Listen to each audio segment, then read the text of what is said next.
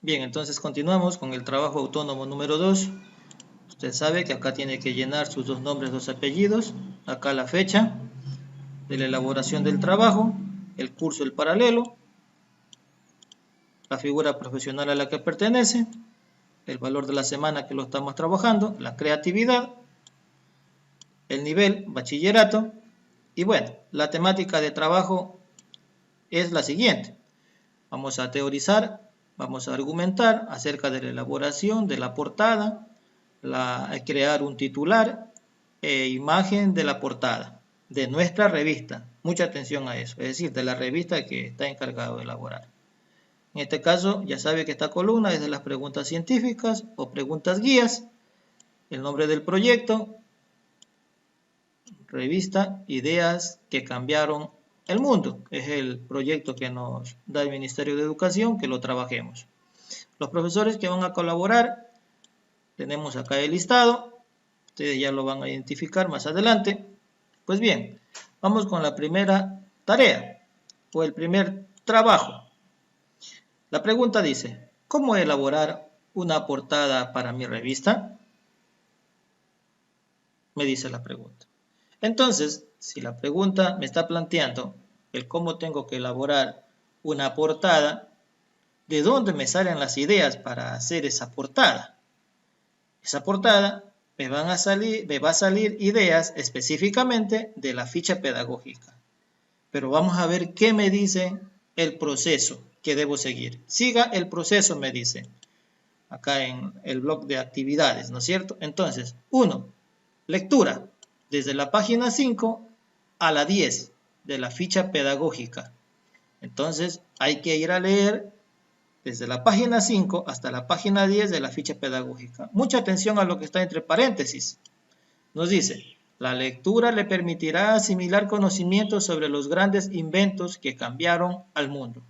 Antes de pasar a la lectura, quiero mostrarle unos videos, porque estos grandes inventos, como por ejemplo la máquina a vapor, el teléfono, más adelante el automóvil, la electricidad, se dieron en un contexto histórico. ¿Qué significa esto de contexto histórico? Se dieron específicamente en lo que nosotros conocemos en historia como la primera revolución industrial y la segunda revolución industrial. Fueron inventos que de alguna manera u otra hicieron desarrollar de una manera vertiginosa al mundo, a la sociedad la cambiaron. Es decir, no solo cambiaron la realidad local en donde se inventó, digámoslo por ejemplo, la máquina a vapor, no, sino que ese invento fue aplicado en algunos lugares del mundo y desarrolló el mundo, ¿no? Desde el punto de vista social, político, económico, ¿sí? E incluso desde el punto de vista educativo, la salud, desde el punto de vista militar, ¿no? Bien, vamos a ver entonces unos videos para que ustedes asimilen en qué contexto histórico se dieron estos experimentos. Sí, entonces, yo quiero que asimilen algo. Nada se da por accidente. No. Los inventos nacieron como producto de la necesidad de algo, ¿no? Y quiero que ustedes identifiquen esa parte. Pues bien, veamos entonces el primer video que tiene que ver con la revolución industrial, que es uno de los contextos históricos en que se da o aparece estos experimentos. Veámoslo. La revolución industrial. ¿Cuándo tiene lugar? En el periodo que va de 1780 a 1840. ¿Dónde tiene lugar? En Inglaterra, para después extenderse a Europa y a los Estados Unidos. ¿Por qué fue una revolución? ¿En qué consistió? Desde el Neolítico, esto es, 10.000 años antes del siglo XVIII, la humanidad no había experimentado una serie de transformaciones tan importantes en cuanto a su economía, su productividad, aparición de nuevas tecnologías que conllevó a una transformación profunda de la sociedad. En el Neolítico se aprendió a plantar, aparece la agricultura, domesticar a los animales, apareció la ganadería. Las sociedades ya no necesitan ser nómadas para subsistir, por lo que el hombre se hace sedentario y recolector, pudiendo almacenar el excedente. Surge un nuevo modelo de organización social con la aparición de ciudades y de nuevas civilizaciones. Con la revolución industrial se va a vivir otro salto cualitativo en la forma de vivir. Se va a pasar de un sistema rural de producción manual, basado en la agricultura, a un sistema de producción industrial en las ciudades. Vamos a desgranar cómo van apareciendo estos cambios. Nos situamos en la segunda mitad del siglo XVIII. En Inglaterra, las 13 colonias británicas en América acaban de independizarse, hecho que marca el inicio de la edad contemporánea. Es la época de las revoluciones liberales y el derrocamiento del antiguo régimen. Desaparece el poder absoluto del monarca. Los súbditos se convierten en ciudadanos que van a poder tomar decisiones sobre su propio destino. Desaparece la brecha social entre los privilegiados y el pueblo llano, con el surgimiento de una nueva clase social, la burguesía, una clase revolucionaria enfrentada a los estamentos de los privilegiados. ¿Por qué la revolución industrial comienza en Inglaterra? En Inglaterra se había instaurado 100 años antes el sistema parlamentario, definido ideológicamente por el liberalismo de John Locke, basado en la división de poderes, la economía de mercado y la libertad individual. Este modelo fue copiado después por Estados Unidos, Francia, España y es el modelo que se usa hoy en día en casi todos los países democráticos. Este sistema presta un nivel de seguridad jurídica que proporcionaba suficientes garantías para el empresario privado. Ello sumado a una mentalidad protestante más abierta que en otros países del sur de Europa, un periodo de paz dentro de Gran Bretaña, un buen sistema bancario, cierto equilibrio monetario y la ausencia de inflación hacen que se den las condiciones para que aparezca el capitalismo. Y con ello, la revolución de la industria. Inglaterra también tenía una posición geoestratégica privilegiada, poseía una gran flota naval que dominaba los mares, controlaba, entre otros, los territorios del subcontinente indio, fuente importante de materias primas para su industria, como el algodón que alimentaba la industria textil.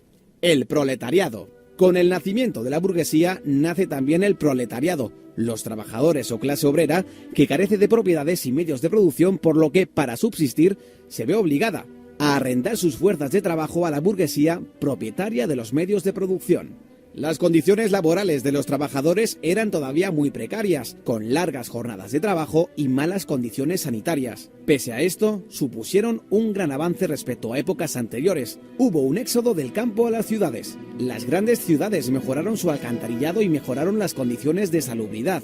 Se redujeron las epidemias y Edward Jenner descubrió la primera vacuna contra la viruela. Se redujo la mortalidad infantil. La consecuencia fue una gran explosión demográfica. En un siglo se triplicó la población del país. Aumentó la esperanza de vida de los 35 a los 50. El capitalismo trajo progreso y el salario medio en Inglaterra se duplicó. Los precios bajaron y mejoró sustancialmente la calidad de vida. Aunque el nivel de vida mejoró en el cómputo general, los grandes beneficiarios fueron los burgueses, que pasan de ser una clase social revolucionaria a una clase acomodada. La burguesía, cuya situación de privilegio social se basa fundamentalmente en la fortuna, desplaza definitivamente a la aristocracia terrateniente, cuyos privilegios estaban en su origen o en sus vínculos de sangre. Pero el nivel de vida de la clase obrera todavía tendría un amplio margen de mejora, y si no, que se lo digan a Karl Marx. ¿Cuál fue el principal avance tecnológico de la revolución industrial? La máquina de vapor fue un invento que perfeccionó el ingeniero escocés James Watt. La máquina de vapor consiste en un motor de combustión externa que transforma la energía térmica de una cantidad de agua en energía mecánica. Por la flecha roja a la izquierda entra el vapor de agua calentado por una caldera de carbón cerrada herméticamente. Se genera vapor de agua, lo cual produce la expansión del volumen de un cilindro empujando un pistón. Mediante un mecanismo de biela manivela, el movimiento lineal alternativo del pistón del cilindro se transforma en un movimiento de rotación que acciona una rueda. ¿Qué aplicaciones tuvo la máquina de vapor? La introducción de la máquina de vapor en las distintas industrias fue el paso definitivo en el éxito de la revolución industrial, pues su uso significó un aumento espectacular de la capacidad de producción. Al elevar la capacidad de producción, se disminuye el tiempo de fabricación de los productos, dando paso a la producción en serie. Se simplifican tareas complejas en varias operaciones simples que pueda realizar cualquier obrero sin necesidad de que sea mano de obra cualificada, y de este modo bajar costos en producción y elevar la cantidad de unidades producidas. Los modelos anteriores de máquinas de vapor a los de Watt se habían usado para el bombeo de agua. La máquina de Watt introducía el movimiento rotatorio, por lo que se pudo usar para suministrar energía motriz a otras máquinas, como un molino harinero, un martillo de forja para elevar carretillas con mineral en las minas mediante raíles metálicos o para la floreciente industria textil del algodón. Pronto se realizaron los primeros experimentos para aplicar el vapor al transporte terrestre. George Stephenson, que comenzó experimentando con el transporte de grandes cargas en las minas de carbón, puso a punto su primera locomotora. La construcción del ferrocarril de Liverpool a Manchester en 1829 consolidó su fama para siempre. El ferrocarril permitía transportar materias pesadas a 40 km por hora, una velocidad antes impensable, acortando extraordinariamente el tiempo de los desplazamientos y permitiendo vertebrar el comercio interior, escasamente desarrollado hasta entonces. El volumen de los intercambios se multiplicó. También se aplicó el vapor en otro ámbito de la industria del transporte, la navegación fluvial y marítima, con la invención de los barcos de vapor. Otro avance digno de mención fue el alumbrado público de gas. Las ciudades se convirtieron en lugares más seguros para viajar.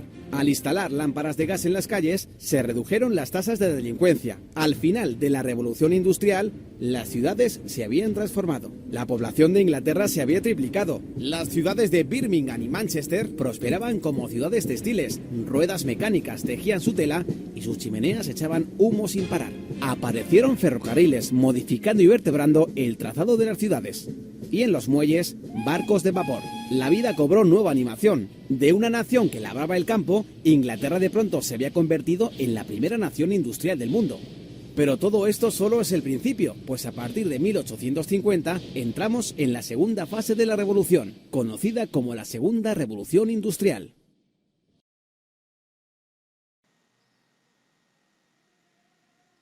Bien, entonces ustedes pudieron evidenciar allí que, mire, la locomotora nació en un contexto histórico. La locomotora no se dio por accidente, se dio como producto de la necesidad, ¿no es cierto? ¿De qué? De mejorar la producción, ¿no? Entonces, eso hay que tenerlo bien claro. Veamos más adelante en qué contexto aparece el vehículo, aparece el teléfono, aparece la electricidad, aparece la bombilla eléctrica, ¿no? Y cómo se va desplazando ya la máquina a vapor, se va desplazando y aparecen otras tecnologías, aparecen otras fuentes de energía, ¿no? Que de alguna manera u otra dinamizaron ahora sí de una manera mucho más veloz el desarrollo de la sociedad. Bien, veámoslo.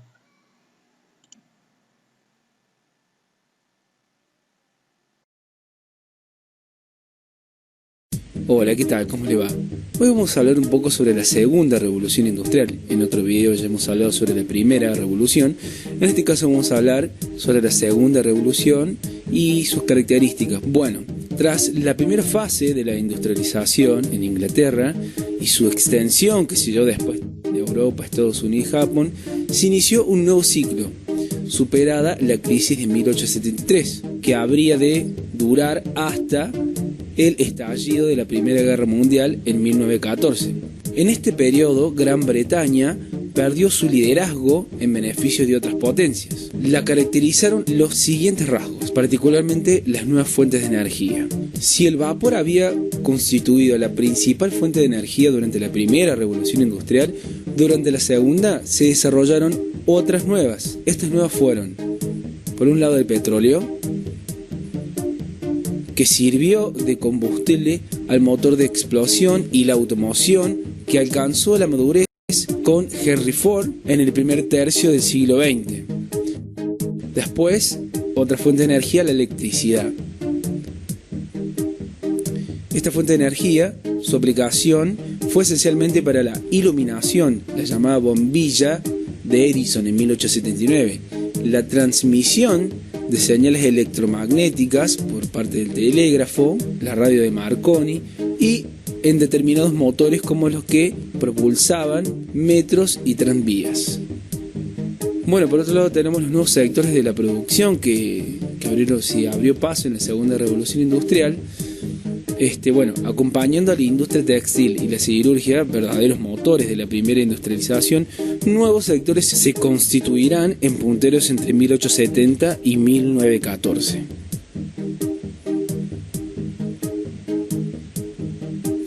Entre otros de estos sectores nuevos que figuran dentro de la industria, nos encontramos con la industria química, que fabricaba colorantes, explosivos, especialmente dinamita de Nobel, abonos, medicamentos, fibras artificiales como el nylon, el caucho, entre otros. Después, otra de las nuevas industrias que encontramos es la nueva siderurgia, que transformaba el níquel, aluminio y otros metales. El hierro se sometió a novedosos procesos de refinado a través del convertidor de Weissenberg, gran invento en su momento, o el de Siemens también, el de Siemens Martin, favoreciendo el desarrollo de la industria de armamentos, que habría de alcanzar una progresión sin precedentes en los años previos a la Primera Guerra Mundial. Después, otra de las industrias nuevas que surgieron fue la industria de alimentos, las industrias alimentarias, en donde tenemos como productos representantes la lata de conserva, esterilizadas en 1875, el surgimiento de los frigoríficos industriales en 1878, entre otros.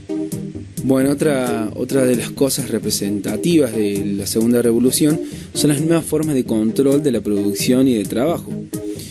Las nuevas formas de control de la producción del trabajo tiene que ver con la complejidad del entramado empresarial y de los procesos de producción que pusieron de manifiesto en esta segunda fase de la industrialización la necesidad de nuevos sistemas de organización organizativos. Se destacaron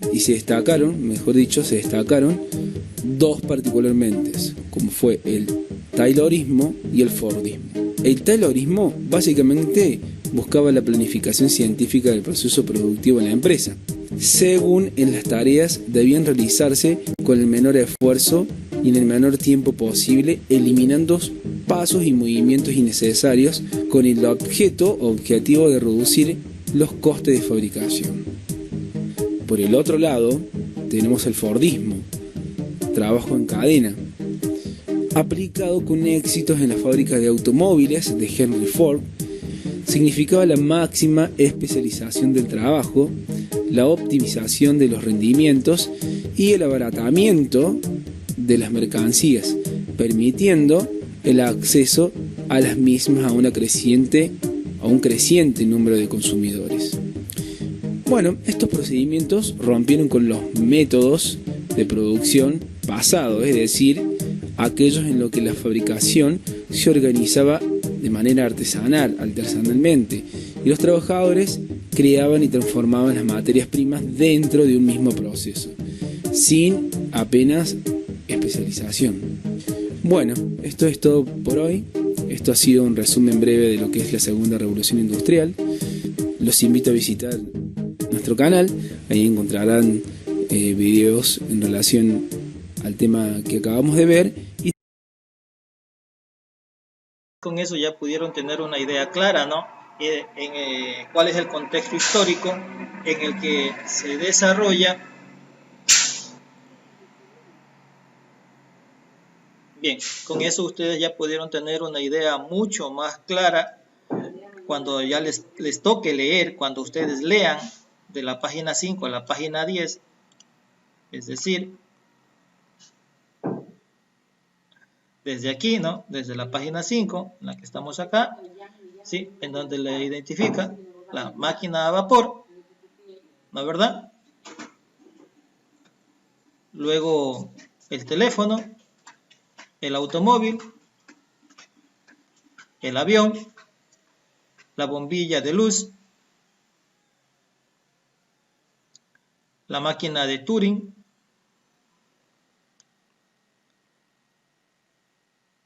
la primera televisión, que fueron los inventos, ¿no es cierto?, que cambiaron al mundo. Ustedes tienen que leer todo esto de aquí, bien, hasta la página 10, entonces, es decir, hasta aquí, ¿no? Esta es la página 10, bien. Entonces, de ahí volvemos y luego pasamos al punto 2. Selecciona un subtema, es decir, un invento, de los leídos en el punto 1, ¿no? De lo leído anteriormente. Usted selecciona uno. Luego, el punto 3. Con base en el subtema seleccionado, piensa e inventa un nombre a tu revista. Por ejemplo, si alguien seleccionara la máquina a vapor, un ejemplo, si alguien seleccionara, dice, me gusta a mí este tema de la máquina a vapor, entonces usted piensa en un nombre para su revista, a lo mejor se le ocurre, o sea, a mí se me ocurre de ponerle como nombre a toda máquina, se me ocurre, o a lo mejor alguien quisiera seleccionó el teléfono porque le impactó la noticia del teléfono. Entonces, dijera, bueno, le voy a poner como nombre a mi revista Nuevos Momentos de Comunicación. Se me ocurre. ¿Sí? Pero verán, el nombre de la revista tiene que ser corto e impactante. Cuando digo Nuevos Momentos de la Comunicación es muy largo, ¿no? Es muy largo. Entonces ahí como que no pega mucho, no va a pegar mucho. Pero a ver, pensemos en un nombre. Puede ser La Comunicación. Puede ser el nombre de la revista. Pensemos acá en el automóvil, por ejemplo. Si a alguien le impactó la información acerca del automóvil y del contexto histórico en que se inventó el automóvil. Entonces diría, el mundo sobre ruedas, ¿no? El mundo sobre ruedas ahora.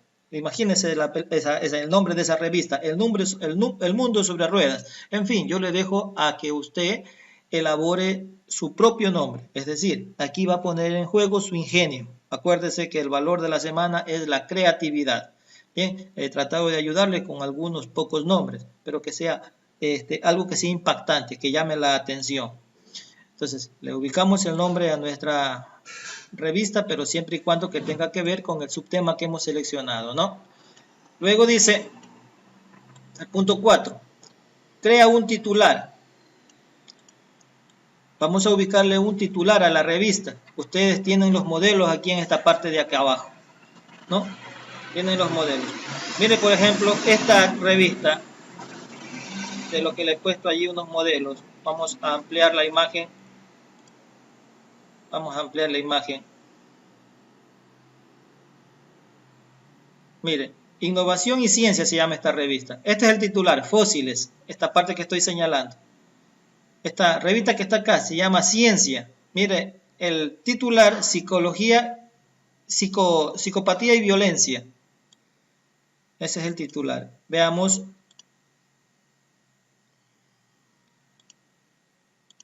Mira esta revista. Esta está en inglés. Nature. ¿Sí? Y acá, este es el titular. Fertility Factory. Bien, entonces, de esa manera usted va a crear el titular de su revista.